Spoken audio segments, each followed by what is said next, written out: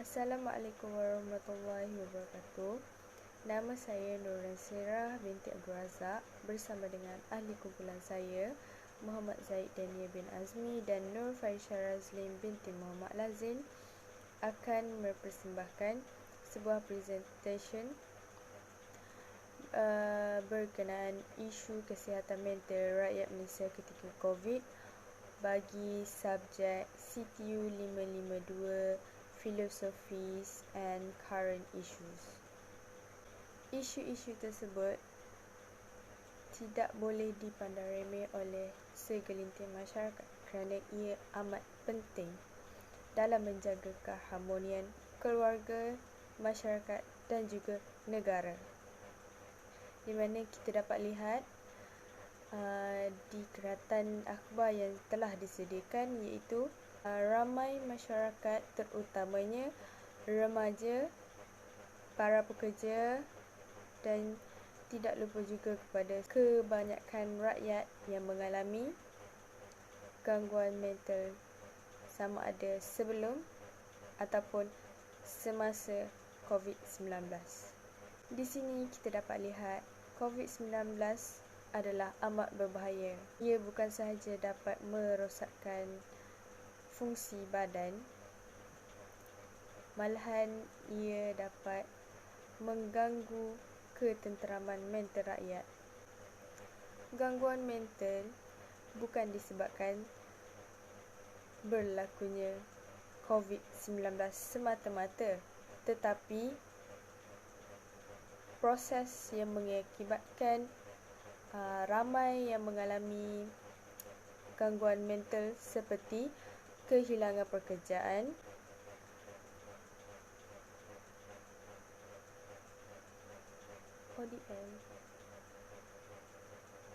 online distance learning juga dapat mengakibatkan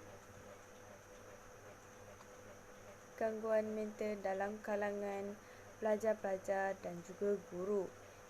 Belajar di atas talian, anda tidak perlu ke sekolah, di mana anda dapat berada di rumah dalam menyelesaikan kerja-kerja rumah dan menghadiri kelas-kelas secara online, di mana para pelajar terasa terbebani di antara dua tanggungjawab, iaitu tanggungjawab sebagai seorang pelajar dalam menyelesaikan kerja-kerja rumah dan menghadiri kelas dengan tanggungjawab anda sebagai seorang anak dalam menyelesaikan kerja-kerja yang berada di rumah.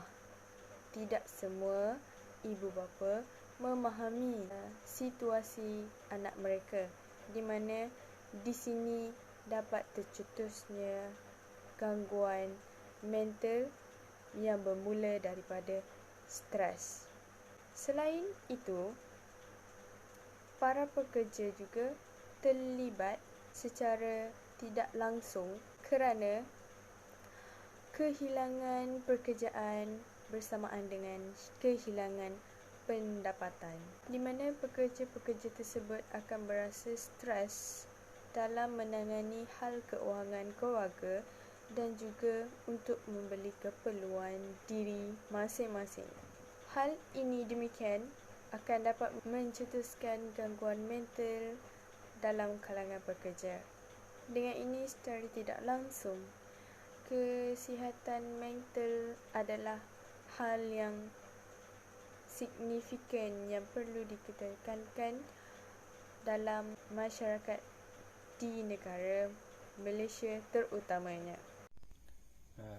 Assalamualaikum warahmatullahi wabarakatuh. Nama saya Muhammad Zaid Dania bin Azmi. Sebelum kita pergi lebih lanjut berkaitan dengan isu kesihatan mental rakyat Malaysia ketika pandemik COVID-19, pertama sekali kita kena tahu apakah itu COVID-19, di mana bermulanya COVID-19, apakah simptom dia, apakah kesan dia kepada seluruh dunia dan Malaysia, dan kita juga kena tahu apakah sebenarnya dimaksudkan dengan kesihatan mental. coronavirus ni adalah satu penyakit yang berjangkit yang berpunca daripada virus corona yang baru ditemui. Kes pertama yang dilaporkan di dunia adalah pada Disember 2019, iaitu di Wuhan, China. COVID-19 ni menyerang manusia dalam pelbagai cara. Antara simptom-simptom virus ni adalah seperti demam, batuk kering, kelelahan dan letih. Bagi warga emas, kanak-kanak dan pengidap penyakit kritikal seperti masalah jantung, diabetes, masalah pernafasan kronik dan kanser, mereka ni ada antara golongan yang paling berisikolah untuk terkena penyakit COVID-19 ni. Dan bila kita dah terkena penyakit COVID-19 ni, dia selalunya dalam masa 2 minggu lah kita dapat melihat simptom-simptom yang serius seperti sukar bernafas, nafas pendek, rasa tertekan pada bahagian dada, dan pergerakan kita akan jadi terhad, dan ada juga yang hilang deria bau, hilang deria rasa. Itu adalah kesan yang serius lah bila kita terkena penyakit COVID-19 ni. Okey, seterusnya disebabkan dengan tersebarnya penyakit ni, seluruh dunia telah terkesan, termasuk Malaysia. Negara Malaysia ni adalah antara yang terawal terkesan kerana faktor-faktor seperti jarak negara kita dengan negara China dan faktor lain seperti kemasukan pelancong China ke Malaysia menyebabkan virus ni lebih cepat tersebar di negara Malaysia. Kemuncaknya di Malaysia adalah pada 16 Mac 2020, sekitar waktu 9 malam waktu Malaysia. Perdana Menteri Malaysia yang ke-8 pada ketika itu, Tan Sri Muhyiddin Yassin, telah memberi ucapan rasmi secara langsung di televisyen dan merasmikan pengisytiharan Perintah Kawalan Pergerakan atau kita kenali sebagai PKP. Saya masih ingat lagi waktu ketika itu saya masih dalam universiti, diarahkan untuk pulang ke rumah masing-masing, walaupun masa itu masih dalam sesi pembelajaran lah, ataupun masih dalam waktu SEM. So kita diarahkan untuk pulang ke rumah masing-masing, dan itulah kemuncaknya. Saya rasa PKP ni dilaksanakan di bawah Akta Pencegahan dan Pengawalan Penyakit-Penyakit 1988 dan Akta Polis 1967. PKP merujuk kepada tindakan pencegahan yang dilaksanakan oleh Kerajaan Persekutuan Malaysia terhadap wabak coronavirus. Okey, dengan terjadinya pengisytiharan PKP itu, maka bermulalah Perintah Kawalan Pergerakan Fasa 1 di negara Malaysia. Antara langkah dan larangan yang dikeluarkan oleh Kerajaan Malaysia yang sangat memberi kesan kepada rakyat Malaysia adalah dengan penutupan semua premis kerajaan dan swasta. Larangan untuk berkumpul atau perhimpunan di seluruh negara adalah dilarang. Aktiviti keagamaan, sukan, aktiviti sosial, aktiviti budaya juga dilarangkan. Untuk menguatkuasakan larangan ini, rumah ibadat dan premis perniagaan hendaklah ditutup kecuali pasar raya, pasar awam, kedai sebaneka yang menjual barang keperluan harian rakyat Malaysia.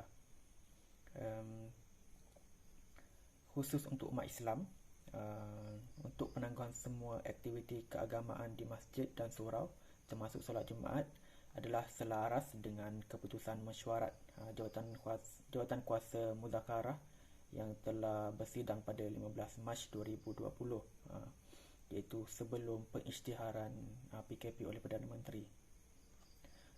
Dengan semua larangan ini, rakyat Malaysia boleh dikatakan kita terkurung lah kan dalam rumah, terkurung je dalam rumah. So yang ingin membeli barang keperluan tu hanyalah ketua keluarga saja yang boleh keluar.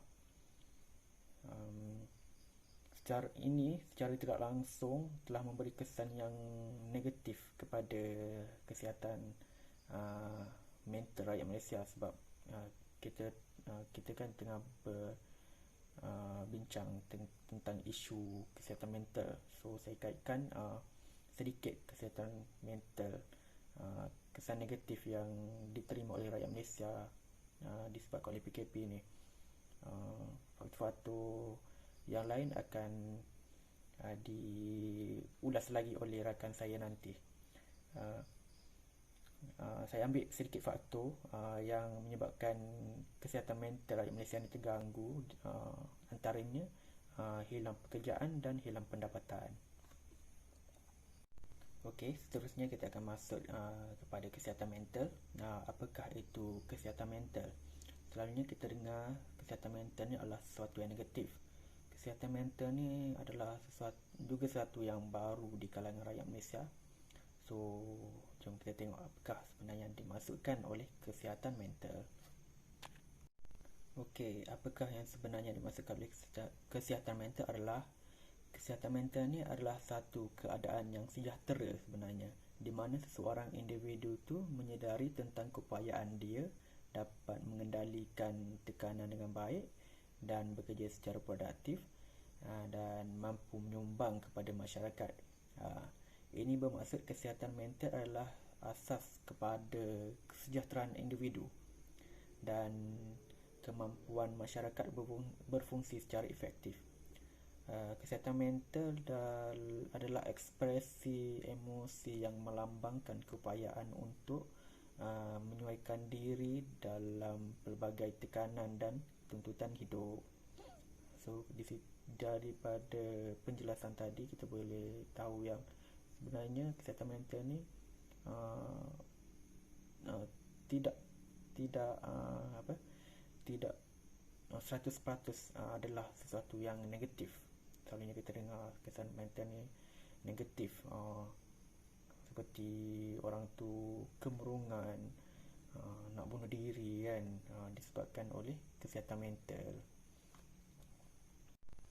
Tetapi dia ada tetapi juga, sebab kesihatan mental ni bukan juga 100% perkara yang positif kan, dia ada juga negatif dia.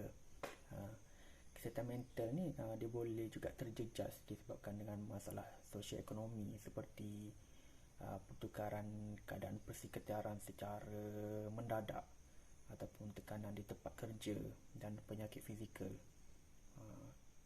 Itulah seperti kita dengar kan, orang daripada orang kaya, contohnya lah orang kaya, lepas tu dia dibuang pekerjaan disebabkan oleh PKP ni, lepas tu dia tidak mampu membayar, contohnya dia tidak mampu membayar harga rumah, dia tidak mampu membayar installment kereta disebabkan dia tak ada pendapatan. So itulah dimaksudkan dengan pertukaran persekitaran secara mendadak. Maksudnya daripada minggu lepas dia boleh bayar kereta, lepas tu minggu lepas tu dia tak boleh bayar kereta dah. Itu akan menyebabkan masalah mental terganggu lah. Tidak seperti masalah kesihatan mental, mereka yang mempunyai penyakit mental pula mengalami satu keadaan di mana tahap mental seorang itu menyebabkan fungsi seharian individu tu terjejas, sama ada dari segi sosial dan pekerjaan. Selalu kita sebagai contoh macam kemurungan juga adalah masalah mental juga. Dia boleh menyebabkan masalah mental. Dia mula-mula kemurungan, lepas tu dia boleh menjadi kepada masalah kesihatan mental. Saya bagi contoh di luar konteks isu yang kita nak bincang ni. Contohnya seperti seseorang ni dia baik dengan mak dia, lepas tu tiba-tiba dia kehilangan mak dia. Maksud saya, mak dia tu meninggal dunia lah. Jadi dia ni mestilah murung kan, dia akan duduk dalam bilik sorang-sorang disebabkan kesedihan yang melampau. Itulah yang dimaksudkan dengan fungsi seharian individu tu terjejas. Maksudnya dia daripada seorang ceria, dia menjadi pendiam disebabkan oleh kesedihan melampau yang menyebabkan masalah mental, menyebabkan kesihatan mental dia terjejas. Saya rasa itu saja daripada saya. So saya akan bagi laluan kepada kawan saya untuk menerangkan lebih lanjut tentang isu kesihatan mental rakyat Malaysia pada musim ataupun waktu pandemik COVID-19 ni. Assalamualaikum. Assalamualaikum, nama saya Nurfarisha Razlin binti Muhammad Lazin dan saya akan membincangkan tentang faktor-faktor yang menyebabkan masalah kesihatan mental di Malaysia ketika COVID-19. Pandemik COVID-19 memberi impak yang amat besar kepada kesihatan mental setiap individu di seluruh dunia dan tidak terkecuali rakyat Malaysia. Oleh hal yang demikian, baru-baru ini Kementerian Kesihatan Malaysia KKM mendedahkan sebanyak 91.2% daripada lebih 100,000 panggilan diterima daripada talian bantuan sokongan psikososial memerlukan sokongan emosi dan kaunseling. Hal ini kerana isu bunuh diri boleh dikatakan sebagai perkara hangat di negara ini dan amat jarang dibincangkan secara terbuka.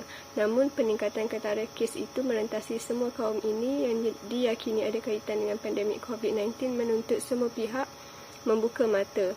Apatah lagi, tidak ada tanda-tanda penularan pandemik itu akan reda dalam masa terdekat.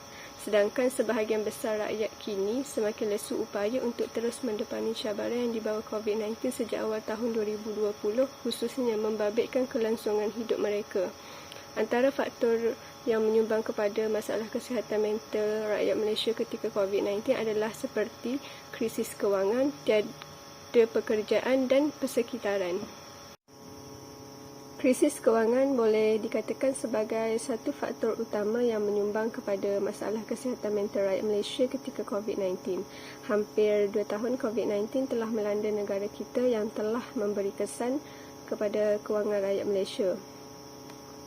Dengan kos sara hidup yang semakin tinggi, ditambah pula dengan arahan kerajaan dengan menutup sektor ekonomi sementara untuk mengawal penularan wabak COVID-19, sudah tentu menjejaskan kewangan rakyat Malaysia. Sebagai contoh, walaupun ketika Perintah Kawalan Pergerakan dikeluarkan, komitmen yang ada pada setiap individu masih berjalan seperti biasa. Contohnya seperti bayaran bulanan kereta, bulanan rumah dan perbelanjaan harian. Dengan tempoh kawalan pergerakan yang dilanjutkan sehingga berbulan-bulan, rakyat Malaysia pasti akan menggunakan duit simpanan mereka untuk meneruskan desakan kehidupan seharian. Oleh hal yang demikian, peribahasa Melayu seperti sediakan payung sebelum hujan wajar digunakan dalam situasi seperti ini. Namun seperti sedia maklum, sudah tentu bukan semua golongan mampu untuk membuat simpanan untuk menghadapi situasi-situasi seperti ini. Dan keadaan seperti inilah yang menjadi penyumbang kepada masalah kesihatan mental di Malaysia kerana desakan untuk meneruskan kehidupan dengan keadaan krisis kewangan yang mengambil masa selama berbulan-bulan lamanya. Faktor kedua yang menyumbang kepada masalah kesihatan mental rakyat Malaysia ketika COVID-19 adalah kehilangan pekerjaan. Faktor ini menjadi satu faktor yang bukan sahaja terjadi di Malaysia, namun ia juga terjadi di luar negara.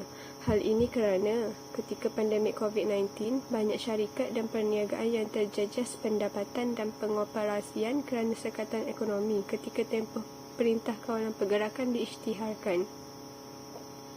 Majikan tidak mempunyai pilihan lain untuk menanggung kerugian perniagaan yang tidak dapat beroperasi seperti biasa selain mengambil langkah untuk memberhentikan pekerja atau memberi notis untuk pekerja mengambil cuti tanpa gaji. Faktor ini dapat dikukuhkan lagi dengan data yang diambil pada bulan Februari 2020 di mana Persekutuan Majikan Malaysia MEF telah menganggarkan seramai 100,000 pekerja bakal diberhentikan sekiranya penularan COVID-19 berlarutan sehingga penghujung tahun 2020. Dengan situasi pandemik sedemikian, ditambah pula dengan kehilangan pendapatan kerana ketiadaan pekerjaan, sudah tentu menyumbang kepada tekanan dalam meneruskan kehidupan seharian. Akhir sekali, faktor yang menyumbang kepada isu masalah kesihatan mental rakyat Malaysia ketika COVID-19 adalah persekitaran. Faktor persekitaran ini boleh dikaitkan dengan lebih jelas dalam aspek diri seorang pelajar. Hal ini kerana pelajar juga tidak terlepas dalam menghadapi masalah kesihatan mental ketika COVID-19 melanda negara kita. Tinjauan Kementerian Pendidikan menunjukkan lebih separuh pelajar merasa tertekan dengan sistem pembelajaran dan pengajaran di rumah (PDPR). Seperti sedia maklum, kesan pandemik ini menjejaskan keseluruhan sistem termasuk sistem pendidikan. Disebabkan penutupan institusi pendidikan, semua sistem pengajaran dan pembelajaran dilaksanakan secara dalam talian demi mengawal penularan wabak COVID-19. Malah, ia turut dikenal pasti sebagai punca berlaku gangguan kesihatan mental di kalangan pelajar akibat penutupan institusi pendidikan. Pelajar mengalami masalah untuk menyesuaikan diri dengan sistem pendidikan baru. Hal ini boleh dijelaskan dengan melihat situasi pembelajaran seorang pelajar. Terdapat banyak faktor yang menyebabkan pelajar menghadapi masalah untuk menyesuaikan diri dengan sistem pembelajaran baru ini. Kita sedia maklum, pembelajaran memerlukan persekitaran yang kondusif. Walau bagaimanapun, terdapat pelajar yang tidak bernasib baik di mana lahir dalam keluarga yang tidak berkemampuan untuk memberi persekitaran belajar yang kondusif. Dengan keadaan pandemik sebegini, pelajar meneruskan pembelajaran mereka dengan hanya berada di rumah. Dengan kekangan pendapatan keluarga, pelajar ini akan menghadapi masalah seperti tiada kemudahan gadget sendiri yang mengharuskan mereka untuk berkongsi dengan adik-beradik yang lain untuk menyertai pembelajaran secara dalam talian. Selain itu, terdapat pelajar yang tidak mempunyai rangkaian internet yang kuat di kediaman mereka di mana akan menjejaskan kelancaran proses pembelajaran mereka. Tinjauan juga mendapati pelajar menyatakan mereka mengalami masalah dengan sistem pembelajaran sebegini kerana tidak dapat berhubung secara bersemuka dengan guru dan rakan-rakan pelajar yang lain. Kita boleh simpulkan, pelajar yang akan menghadapi peperiksaan besar seperti pentaksiran tingkatan 3 dan sijil pelajaran Malaysia akan terjejas kerana peperiksaan besar yang akan dihadapi mereka memerlukan lebih pendedahan. Dengan persekitaran menjadi halangan, pasti akan menjejaskan kesihatan mental pelajar. Baiklah, kita pergi kepada langkah-langkah mengatasi masalah gangguan mental. Poin yang pertama kita adalah beribadah kepada Tuhan. Seperti yang sedia maklum, Tuhan bagi orang-orang yang Muslim adalah Allah Subhanahu Wa Taala, di mana setiap yang berlaku kita hendaklah kembali kepadanya. Kembali kepadanya bermaksud kita apabila berlakunya masalah seperti stres, belajar, stres tentang tidak tahu di mana hendak mencari wang pembelanjaan, kita hendaklah sujud dan berdoa kepada Allah untuk meringankan beban yang ada. Cara ini adalah cara yang paling mujarab untuk menenangkan hati yang tengah stres. Okay? Next adalah berkongsi masalah dengan seseorang yang anda percayai. Baik, di sini kita sedia maklum mengenai seseorang yang anda percayai, iaitu dalam kalangan keluarga, guru-guru atau guru kaunselor dan juga rakan-rakan sebaya. Contohnya apabila anda mengalami masalah tentang pembelajaran, apa yang anda belajar tidak dapat dicerna, anda tidak seharusnya stres. Bermaksudnya bukan tak boleh stres, tapi apabila anda mengalami stres ketika belajar, mempunyai masalah tentang pembelajaran yang tidak dapat dicerna, anda dapat mencari seseorang yang anda percayai dalam ahli keluarga anda untuk menerangkan ataupun untuk memberitahu tentang masalah yang anda hadapi supaya masalah tersebut tidak terbawa-bawa oleh diri sendiri dan ia dapat menjadikan stres yang melampau dan akan menyebabkan masalah mental tersebut. Jadi, jikalau anda tidak mempunyai kawan-kawan, orang yang dekat, seperti kaunselor kerana kita tidak dapat ke sekolah,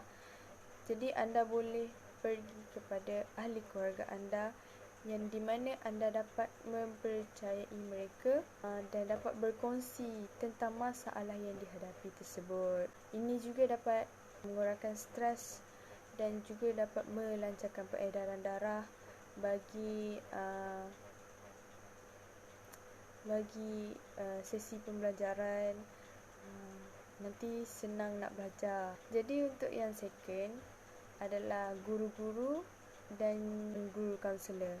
Kita sedia maklum bahawa sekolah masih lagi tidak dibuka di sesuatu tempat bagi fasa-fasa tertentu semasa COVID-19. Dalam pada waktu persekolahan, untuk sesiapa yang boleh merujuk kepada guru-guru dia ataupun guru-guru kaunselor yang dipercayai untuk mengatakan bahawa ada masalah terjadi terhadap diri anda, anda bolehlah merujuk kepada guru-guru ataupun guru kaunselor di mana ini dapat mengurangkan stres dalam diri anda dan dapat menjalani sesi pembelajaran dengan lancar. Next adalah peers, iaitu rakan-rakan sebaya.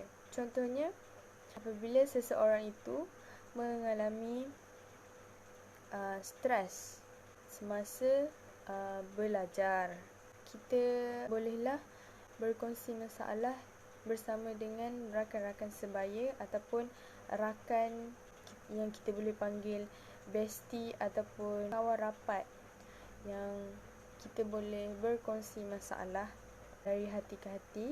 Dengan demikian, kita dapat mengurangkan stres dalam pembelajaran ataupun mungkin berkongsi masalah tentang family, tentang keluarga. Bagi yang bekerja, anda mungkin boleh meluangkan waktu bersama kawan-kawan rakan-rakan sekerja ataupun kawan rapat untuk berkongsi tentang masalah yang dihadapi dan mungkin dapat memberi cadangan tentang bagaimana untuk meningkatkan ataupun untuk mengurangkan rasa stres dan cara-cara untuk mendapatkan orang kata side income. Mungkin dalam memberi cara-cara untuk mengatasi masalah stres ataupun mungkin frustasi dalam memikirkan tentang hal-hal keuangan yang dihadapi. Okay, next adalah amalkan cara hidup sihat ataupun aktiviti riadah. Kita sedia maklum, COVID-19 ini telah mengakibatkan ramai masyarakat, ramai rakyat berada di rumah dan ini menyebabkan mereka tidak terdedah dengan kegiatan di luar. Tapi kita dapat tahu yang kita dah dapat keluar. Walaupun begitu, kita hendaklah mematuhi peraturan-peraturan yang telah ditetapkan oleh kerajaan dan mengikut SOP yang telah ditetapkan semasa riadah. Selain itu, riadah bukan sahaja melibatkan aktiviti luar. Kita juga dapat menjalani aktiviti riadah semasa berada di dalam rumah, iaitu anda dapat melakukan senaman-senaman ringan semasa berada di dalam rumah, seperti cycling, berlari satu tempat, melakukan star jump dan juga melakukan senaman-senaman ringan yang lain. Selain daripada melakukan aktiviti riadah, anda juga haruslah mengamalkan pemakanan yang seimbang. Pemakanan yang seimbang dapat mempengaruhi tahap stres. Dengan ini, kan makanan yang dipenuhi dengan zat protein dan karbohidrat dapat mengurangkan stres yang dihadapi ketika COVID-19, di mana semasa berada di rumah sewaktu COVID-19, ramai yang tidak cakna tentang kesihatan pemakanan sewaktu berada di rumah, sehingga disebabkan tahap stres ini semakin meningkat. Jadi dengan mengamalkan cara hidup yang sihat, cara hidup pemakanan yang sihat, beraktiviti, ini dapat mengurangkan tahap stres yang dihadapi. Selain itu, amalan bergotong royong membersihkan rumah dapat menaikkan produktiviti sekaligus mengurangkan tahap stres yang dihadapi. Selain itu, kawalan emosi juga sangat penting ketika COVID-19. Hal ini demikian kerana ia berkaitan dengan tahap stres dalam diri, di mana kawalan emosi bukan sahaja semasa kita marah. Ia juga melibatkan emosi seperti menangis dan tersenyum, iaitu banyakkan tersenyum kerana ia dapat mengurangkan stres. Sebagai contoh, dalam melakukan sesuatu pekerjaan, kita selalunya mengalami stres apabila menyelesaikan sesuatu yang susah. Jadi, dengan ini, kita tidak perlulah mengambil masa yang lama dalam menyelesaikan perkara yang susah, di mana kita perlu menarik nafas dan melakukan pekerjaan yang lain untuk mengelakkan daripada stres yang melampau. Jadi, dalam mengambil masa 5 minit atau mengambil masa untuk diri sendiri dan mencari sesuatu yang dapat menenangkan diri, ini dapat menurunkan kadar stres dalam diri. Baiklah, poin yang terakhir adalah berjumpa dengan kaunselor. Ini di mana stres yang dihadapi dapat menyebabkan tekanan perasaan yang melampau, iaitu menyebabkan depresi dan anxiety, di mana ia bermula daripada stres yang melampau. Dengan ini, kita amat digalakkan untuk berjumpa dengan kaunselor seperti professional doctors yang berkhidmat di hospital-hospital dan juga di klinik yang menyediakan rawatan untuk masalah kesihatan emosi dan mental, di mana mereka dapat memberikan tips-tips yang berguna dan profesional, dan ia dapat digunakan dalam sehari-hari, dan juga dapat menghilangkan sedikit demi sedikit perasaan stres dan kebimbangan yang melampau tersebut. Jadi di sini kita dapat lihat poster daripada Kementerian Kesihatan Malaysia tentang tips penjagaan kesejahteraan kesihatan mental semasa pandemik COVID-19, dan juga di sebelah kanan kita dapat lihat talian sokongan psikososial COVID-19. di mana kita boleh menghubungi talian tersebut untuk berkongsi masalah kita ataupun jika sesuatu berlaku kepada jiran-jiran ke ataupun pada ahli keluarga sendiri, anda boleh menghubungi di talian tersebut. Jadi saya akhiri slide ni dengan it's okay not to be okay. Just be yourself and try to express yourself more. Assalamualaikum warahmatullahi wabarakatuh dan terima kasih.